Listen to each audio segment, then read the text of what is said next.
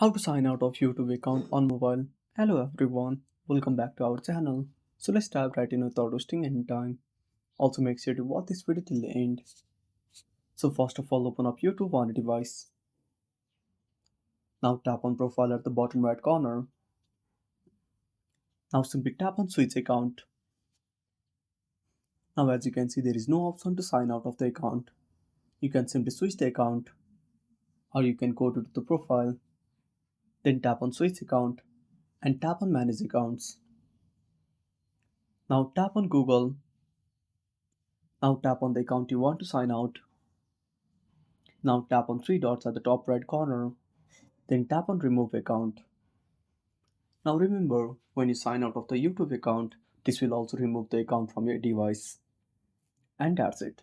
Thanks for watching. Make sure to subscribe our channel and hit the bell icon. See you in the next video.